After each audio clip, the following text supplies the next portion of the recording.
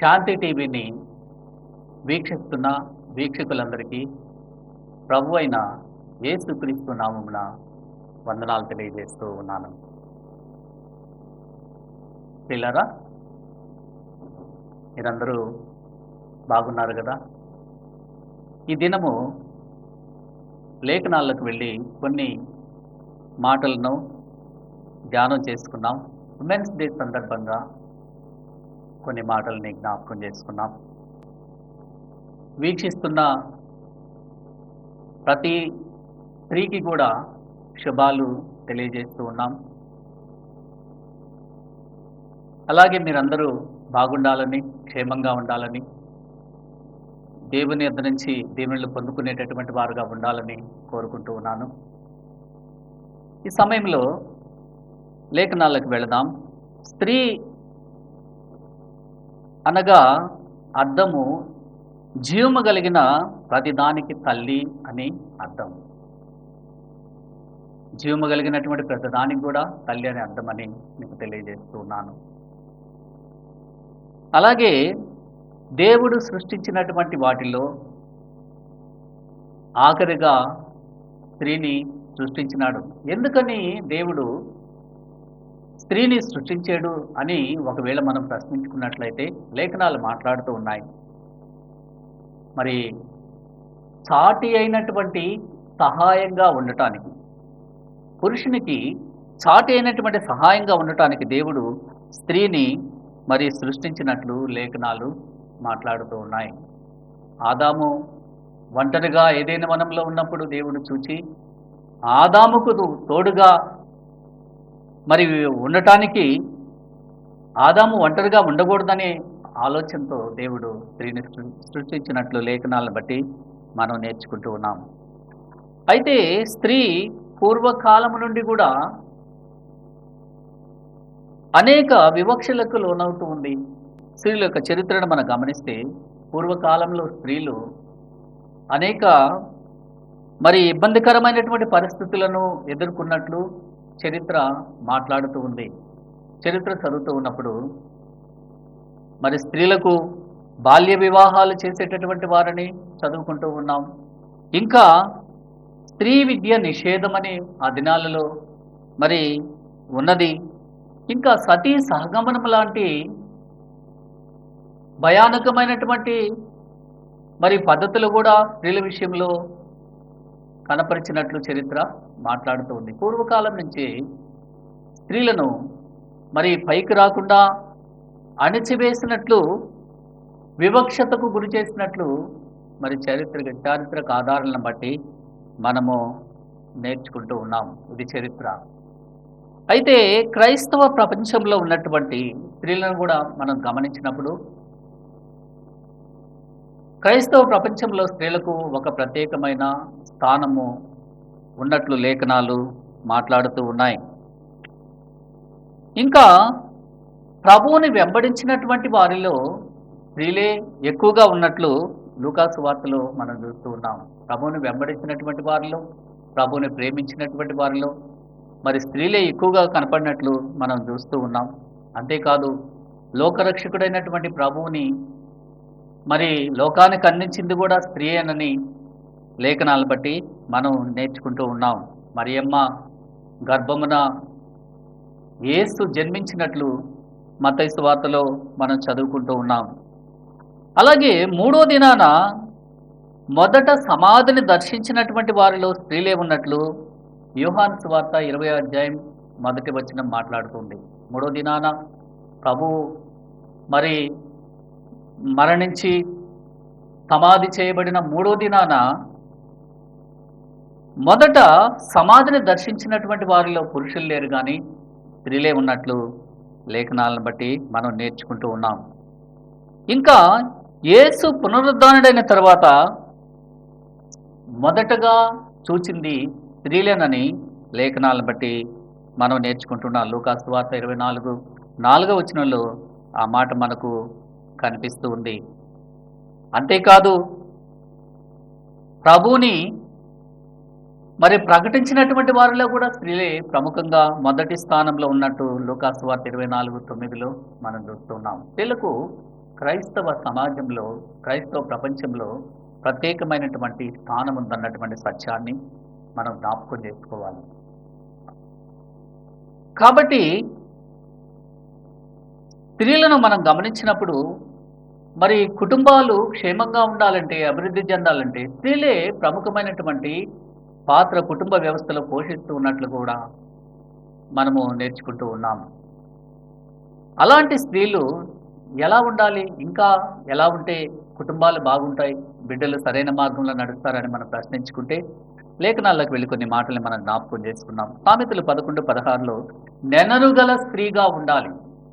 క్రైస్తవ ప్రపంచంలో ఉన్నటువంటి మరి స్త్రీలు ఏ విధంగా ఉంటే కుటుంబాలు దీవించబడతాయి, సంఘాలు అభివృద్ధి చెందుతాయని మనం ప్రశ్నించుకున్నట్లయితే నెనరుగల స్త్రీగా ఉండాలని లేఖనాలు మాట్లాడుతూ ఉన్నాయి. ఈ నెనరు అనేటటువంటి మాటకు అర్థం ఏంటంటే ప్రేమ కలిగి ఉండాలి. స్త్రీలు ప్రేమ కలిగినటువంటి వారుగా ఉండాలని లేఖనాలను బట్టి మనం నేర్చుకుంటూ ఉన్నాం. దైవ సంబంధమైనటువంటి ప్రేమ కలిగి ఉండాలి. దేవుడు ఎందుకు మనల్ని ఏర్పాటు చేసుకున్నాడంటే ఆయన ప్రేమను లోకానికి వెల్లడి చేయడానికి మనల్ని ఏర్పాటు చేసుకున్నట్లు లేఖనాలను బట్టి మనం నేర్చుకుంటూ ఉన్నాం. అలాగే స్త్రీలు కూడా దైవ సంబంధమైన ప్రేమ కలిగినటువంటి వారుగా ఉండాలి. భర్తను ప్రేమించాలి, బిడ్డలను ప్రేమించాలి. అలాగే చుట్టుప్రక్కల ఉన్నటువంటి వారి ఎడల కూడా దేవుని ప్రేమను చూపించాలి, ఆయన దయను చూపించాలి, ఆయన కనికరాన్ని చూపించేటటువంటి స్త్రీలుగా ఉండాలన్నటువంటి సత్యాన్ని మనము నేర్చుకోవాలని మీకు తెలియజేస్తూ ఉన్నాను. ప్రేమ లేనట్లయితే, దైవ సంబంధమైనటువంటి ప్రేమ లేనట్లయితే దేవునికి ఇష్టమైనటువంటి బిడ్డలుగా జీవించలేమన్నటువంటి సత్యాన్ని కూడా మనం నేర్చుకోవాలని మీకు తెలియజేస్తూ ఉన్నాను. అందుకని యెషయా గ్రంథం 66లో మనం చూసినప్పుడు దేవుడు తన ప్రేమను మరి స్త్రీల ప్రేమతో పోల్చుకున్నట్లు లేఖనాలను బట్టి మనం నేర్చుకుంటూ ఉన్నాం. కాబట్టి దేవుని పిల్లలమైనటువంటి మనము ప్రేమ కలిగినటువంటి వారంగా ఉండాలి.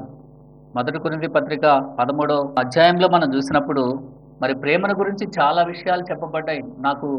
నేను ఎంత గొప్పవాడినైనా మరి ప్రేమ లేనటువంటి వాడినైతే వ్యర్థుడును అని చెప్పి పౌలు గారు కొరింథీ సంఘానికి రాస్తూ ఉన్నాడు. కాబట్టి ప్రేమ కలిగినటువంటి వారంగా ఉండాలి. స్త్రీలు మొదట నేర్చుకోవాల్సింది దైవ సంబంధమైన ప్రేమ కలిగి ఉండాలన్నటువంటి సత్యాన్ని మనము జ్ఞాపకం చేసుకోవాలని మీకు తెలియజేస్తూ ఉన్నాను.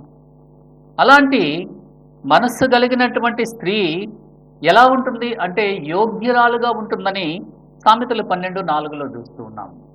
అనగా ప్రేమ కలిగినటువంటి స్త్రీ దైవ సంబంధమైనటువంటి ప్రేమను హృదయంలో నింపుకున్నట్లయితే అలాంటి స్త్రీ యోగ్యురాలుగా ఉంటుందని చెప్పి లేఖనాలు మాట్లాడుతున్నాయి. దేనికి యోగ్యత అంటే దేవుని యొద్ద నుంచి పొందుకునేదానికి, దేవుని యొక్క దీవెనలను ఆశీర్వాదాలను సొంతం చేసుకునేదానికి యోగ్యురాలుగా ఉంటుందన్నటువంటి సత్యాన్ని మనము జ్ఞాపకం చేసుకోవాలని కూడా మీకు తెలియజేస్తూ ఉన్నాను. అలాగే సామెతలు 31:10లో గుణవతిగా ఉంటుంది. దైవ సంబంధమైన ప్రేమ కలిగినటువంటి స్త్రీ మంచి గుణము కలిగినటువంటి వ్యక్తిగా ఉంటుందని లేఖనాలు మాట్లాడుతూ ఉన్నాయి. మంచి గుణము కలిగి ఉంటుంది, దుర్గుణాలు ఉండవు. మంచి గుణము అనగా మంచి పద్ధతులు, మంచి అలవాట్లు, మంచి ఆలోచనలు కలిగి ఉంటుందన్నటువంటి సత్యాన్ని కూడా మనం నేర్చుకోవాలని మీకు తెలియజేస్తూ ఉన్నాను. ఇంకా ఫలభరితంగా ఉంటుంది.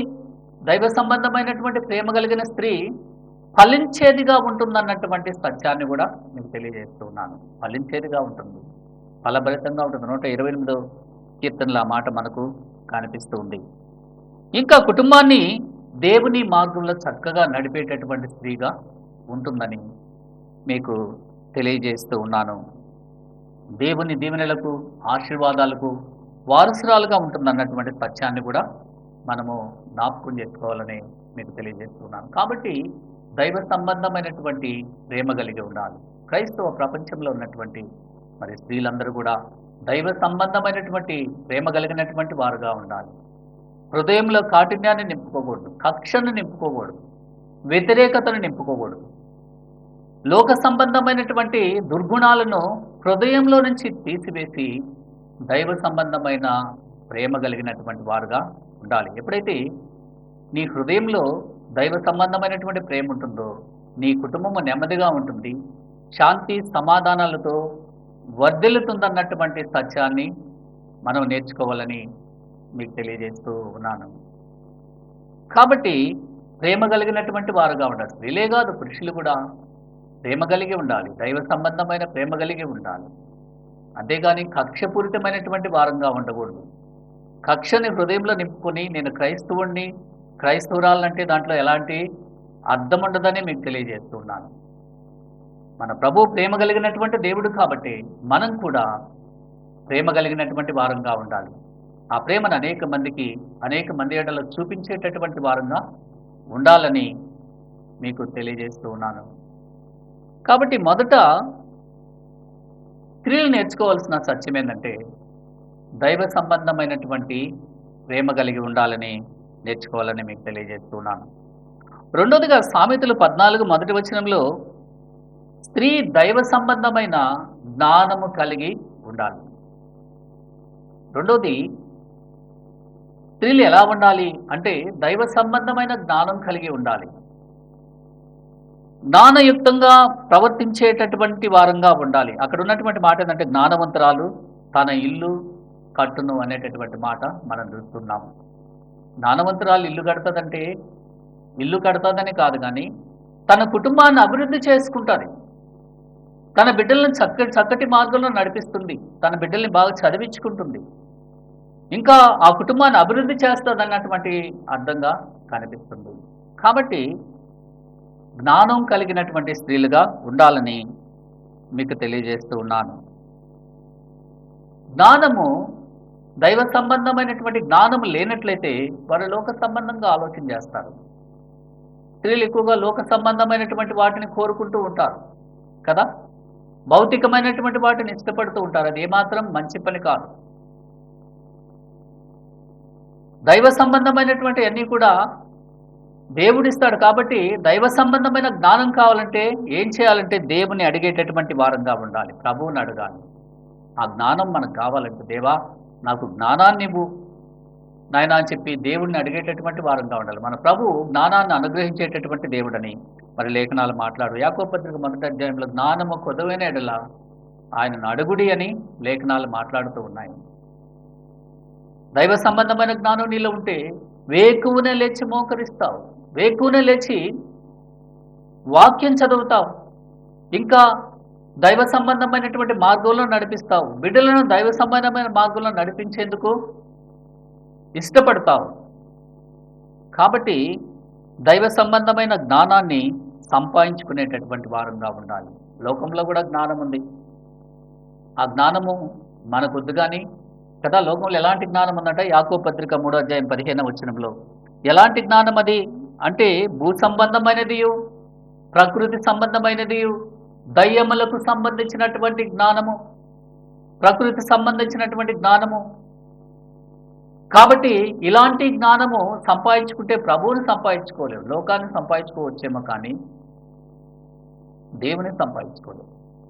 ప్రభువుని సంపాదించుకోవాలంటే దైవ సంబంధమైన జ్ఞానం ఉండాలి. దైవ సంబంధమైన జ్ఞానం ఉంటేనే నీవు దేవుని వాక్యాన్ని చదవగలవు, వినగలవు, వాక్యాన్ని భద్రం చేసుకోగలవు, ప్రార్థన చేయగలవు, ఆయన మార్గంలో నడవగలవు అన్నటువంటి సత్యాన్ని మనం జ్ఞాపకం చేసుకోవాలని కూడా మీకు తెలియజేస్తూ ఉన్నాను. ఇంకా లేఖనం చెప్తుంది, జ్ఞానము లేని వారులారా జ్ఞానం ఎట్టిదైనది తెలుసుకోండి. సామెతలు 1వ అధ్యాయం 22వ వచనము మాట్లాడుతూ ఉంది. జ్ఞానం ఎట్టిదైనది తెలుసుకోవాలి, దైవ సంబంధమైన జ్ఞానం ఎంత శ్రేష్టమైనదో తెలుసుకోవాలి, ఎలాంటి మంచి కార్యాలు చేస్తుందో అలాంటి జ్ఞానము తెలుసుకునేటటువంటి వారంగా ఉండాలి. కాబట్టి దైవ సంబంధమైన జ్ఞానాన్ని ఇష్టపడేటటువంటి వారంగా ఉండాలి. ఆ జ్ఞానాన్ని గురించి తెలుసుకునేటటువంటి వారంగా ఉండి ఆ జ్ఞానాన్ని సంపాదించుకునేటటువంటి వారంగా ఉండాలని లేఖనాలు మాట్లాడుతూ ఉన్నాయి. సామెతలు 8:11లో ఆ జ్ఞానము ఎంతో శ్రేష్టమైనదన్నటువంటి సత్యాన్ని మనం మర్చిపోకూడదని మీకు తెలియజేస్తే, ఎంతో శ్రేష్టమైనది. నువ్వు సంపాదించే ధనం కంటే, నువ్వు సంపాదించే ఆస్తుల కంటే, నువ్వు సంపాదించేటటువంటి మరి భూ సంబంధమైన వాటి వేటి కంటే కూడా దైవ సంబంధమైనటువంటి జ్ఞానము ఎంతో శ్రేష్టమైనది అన్నటువంటి సత్యాన్ని మనం జ్ఞాపకం చేసుకోవాలని కూడా మీకు తెలియజేస్తూ ఉన్నాను. సామెతలు 24:5లో ఆ జ్ఞానము మనలను బలపరుస్తుందన్నటువంటి సత్యాన్ని మనం జ్ఞాపకం చేసుకోవాలి. ఆ జ్ఞానము బలహీనులను బలపరుస్తుందన్నటువంటి సత్యాన్ని మనం జ్ఞాపకం చేసుకోవాలని మీకు తెలియజేస్తున్నాను. బలహీనమైనటువంటి స్థితిలో ఉన్నటువంటి బిడ్డలు దేవుని మరి సంబంధించినటువంటి ఆ జ్ఞానాన్ని సంపాదించుకుంటే ఆ జ్ఞానము వాళ్ళను బలపరుస్తుంది. ఆత్మీయంగా, భక్తి జీవితంలో, విశ్వాస జీవితంలో ఆ జ్ఞానము ఎంతగానో బలపరుస్తుంది అన్నటువంటి సత్యాన్ని మనం జ్ఞాపకం చేసుకోవాలని మీకు తెలియజేస్తున్నాను. ఆ జ్ఞానం ఇచ్చేది ప్రభువుని అడగాలి.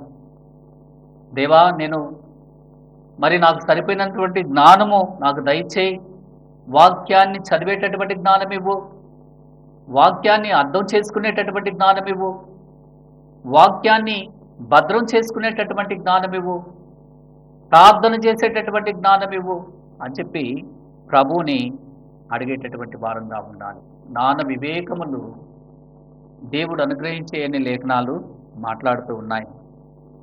కాబట్టి అలాంటి జ్ఞానాన్ని మనం అడిగేటటువంటి వారంగా ఉండాలి.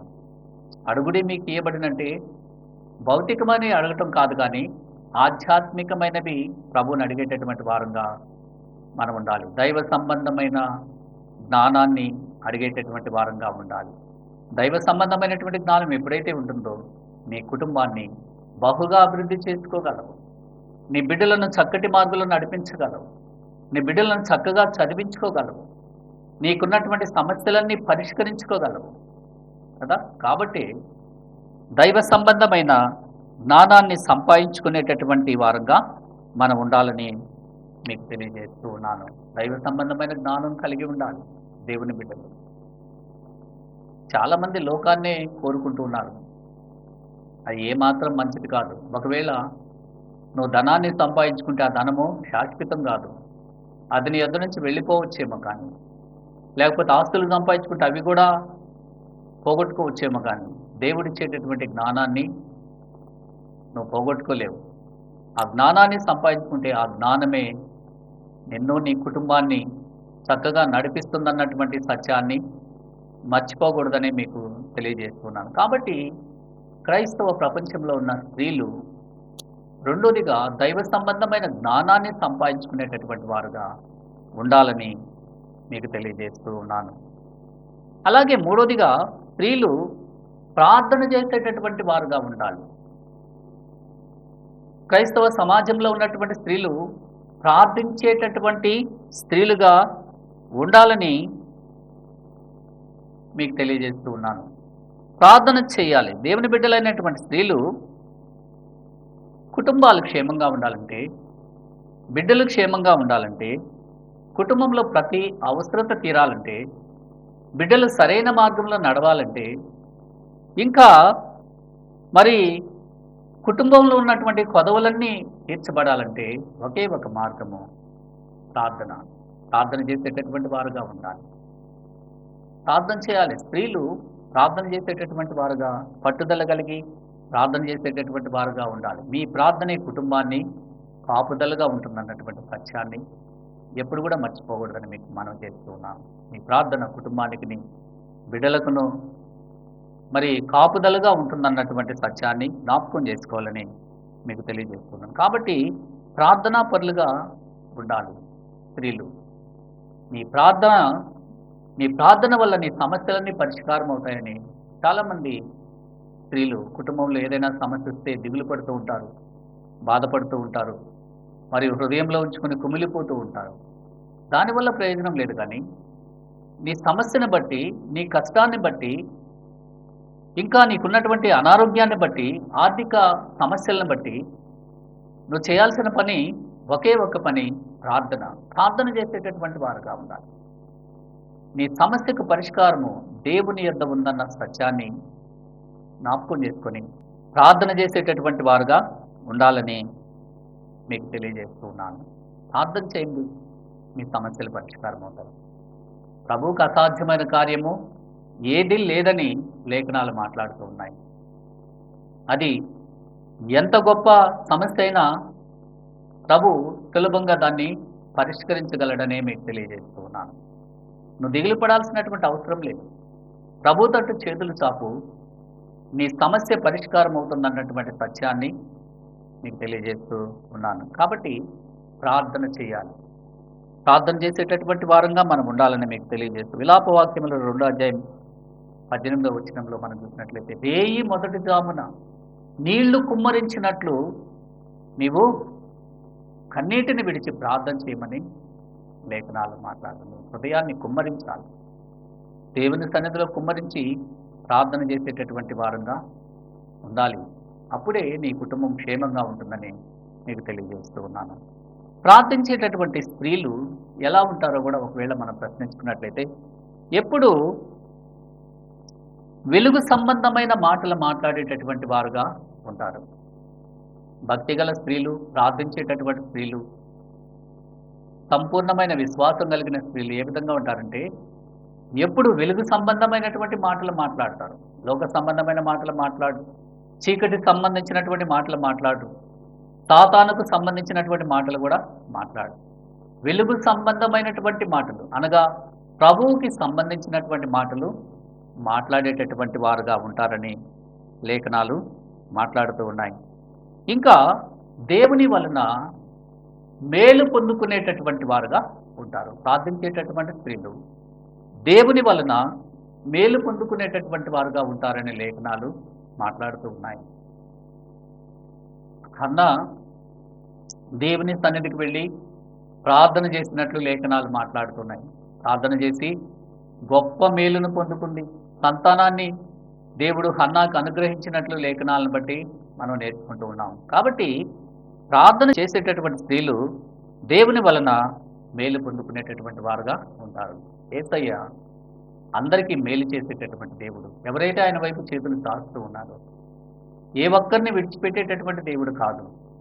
ఆయన వైపు చేతులు చాపే ప్రతి బిడ్డని జ్ఞాపకం చేసుకునేటటువంటి దేవుడు, మేలు చేసేటటువంటి దేవుడని మీకు తెలియజేస్తూ ఉన్నాను. కాబట్టి దేవుని వలన మేలు పొందుకునేటటువంటి వారుగా ఉంటారని లేఖనాలను బట్టి మీకు మనవి చేస్తూ ఉన్నాను. అంతేకాదు బిడ్డలకు మాదిరికరంగా ఉంటారు. ప్రార్థించేటటువంటి స్త్రీలు బిడ్డలకు మాదిరికరంగా ఉంటారన్నటువంటి సత్యాన్ని మనం జ్ఞాపకం చేసుకోవాలి. తల్లిదండ్రులమైన మనము బిడ్డలకు మాదిరికరంగా ఉండాలి. మనము చేయకూడనటువంటి పనులు చేస్తూ బిడ్డల్ని మంచి మార్గంలో నడిపించాలని అనుకోవటము ఏమాత్రమో సమంజసంగా ఉండదు, సరైన పద్ధతి కూడా కాదు. కాబట్టి మనము మాదిరికరంగా ఉండాలి, మంచి మార్గంలో నడవాలి. మనం వేకునే లేచి మోకరిస్తేనే బిడ్డలు కూడా వేకునే లేస్తారు. మనం వాక్యం చదివితేనే వాళ్ళు కూడా నేర్చుకుని వాక్యం చదువుతారు, ప్రార్థన నేర్చుకుంటారు. ఆలయానికి తీసుకొస్తేనే ఆలయానికి వచ్చేది నేర్చుకుంటారు కదా. దైవ సంబంధమైనటువంటి పాటలు పాడుతూ ఉంటేనే ఆ పాటలు నేర్చుకుంటారు, లేకపోతే లోక సంబంధమైనవి నేర్చుకుంటారు వాళ్ళు.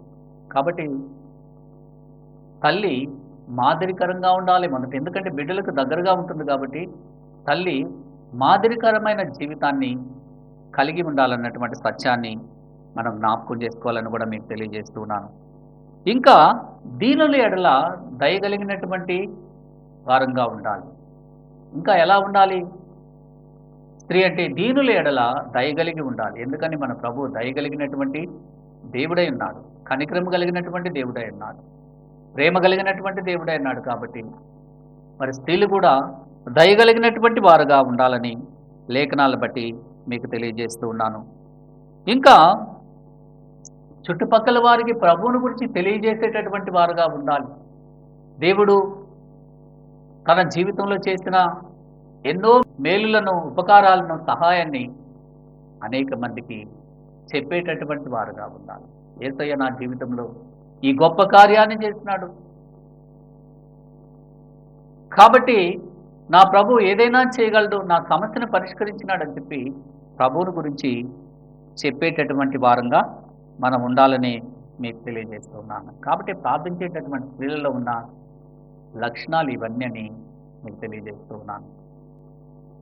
ఇలాంటి స్త్రీని తన కుమారులు ఏమంటారంటే ధన్యురాలు అంటారని సామెతలు 31, 38లో మనం చూస్తున్నాం. ఇలాంటి స్త్రీని అనగా ప్రార్థనా జీవితము కలిగినటువంటి స్త్రీని, ప్రేమ కలిగినటువంటి స్త్రీని, జ్ఞానం కలిగినటువంటి స్త్రీని తన కుమారులు ధన్యురాలు అంటారంట. ఎంత మంచి మాట. కాబట్టి ధన్యురాలు అంటారని అక్కడ లేఖనాలను బట్టి మనం నేర్చుకుంటున్నాం. కాబట్టి దేవుని బిడ్డలైనటువంటి స్త్రీలు, క్రైస్తవ సమాజంలో ఉన్నటువంటి స్త్రీలు నేర్చుకోవాల్సిన సత్యం ఏంటంటే ప్రార్థనా జీవితాన్ని కలిగి ఉండాలి. మీ సమస్యకు పరిష్కారం ప్రార్థనలోనే ఉందన్న సత్యాన్ని జ్ఞాపకం చేసుకోవాలని మీకు తెలియజేస్తూ ఉన్నాను. కాబట్టి దేవుని పిల్లలమైనటువంటి మనం నేర్చుకోవాల్సిన సత్యము మొదట మరి ప్రేమ కలిగినటువంటి స్త్రీలుగా ఉండాలి, ప్రేమ కలిగి ఉండాలి, అలాగే జ్ఞానం కలిగినటువంటి స్త్రీలుగా ఉండాలి, అలాగే ప్రార్థన చేసేటటువంటి స్త్రీలుగా ఉండాలని మీకు తెలియజేస్తూ ఉన్నాను. మీకు తెలియజేస్తూ అలాగే మరి ఈ ఉమెన్స్ డేని బట్టి చూస్తున్నటువంటి ప్రతి బిడ్డ కూడా మరి శుభాలు తెలియజేస్తూ నేను ముగిస్తున్నాను. దేవుడు తన మాటలు దీవించి ఆశీర్వదించిన కాదు ప్రార్థించుకున్నాం. మహాపరిశుద్ధుడైనటువంటి మా నాయన, ప్రేమగల దేవ, మీ పరిశుద్ధ పాదాలు వందనాలు చెల్లిస్తూ ఉన్నాం. దయగల తండ్రి, ఉమెన్స్ డేని బట్టి నాయన కొన్ని విషయాలు మేము నాయన దైవ గ్రంథం నుంచి మాట్లాడుకున్నాం. నాయన క్రైస్తవ ప్రపంచంలో ఉన్నటువంటి స్త్రీలందరినీ బట్టి మీకు వందనాలు చెల్లిస్తూ ఉన్నాను. అంతేకాదు ప్రత్యేకంగా శాంతి టీవీని వీక్షిస్తున్న స్త్రీలను మీరు జ్ఞాపకం చేసుకోండి. నాయన దీవించండి, ఆశీర్వదించండి, బలపరచండి. మీ బిడ్డలు ప్రేమ కలిగినటువంటి స్త్రీలుగా, జ్ఞానం కలిగినటువంటి స్త్రీలుగా, ప్రార్థించేటటువంటి స్త్రీలుగా ఉండటానికి ఆయన కృప చూపి ఆ బిడ్డలను మీరు బలపరచమని మీ పాదాలు బట్టి అడుగుతూ ఉన్నాను. ఇంకా మీ బిడ్డల కుటుంబాల్లో ఎలాంటి అవసరతలు ఉన్నాయో, ఎలాంటి ఇబ్బందులు ఉన్నాయో, ఎలాంటి కష్టం ఉందో అన్నీ ఎరిగినటువంటి దేవుడవు నాయన, మీ బిడ్డలకు సహాయం చేయమని, మీ బిడ్డల కుటుంబాలను మీ దీవెనలతో నింపమని, ఆశీర్వదించి అభివృద్ధి చేయమని యేసయ్య అతి పరిశుద్ధ నామమును బట్టి ప్రార్థించి అడిగి వేడుకుంటున్నాం తండ్రి. ఆమేన్.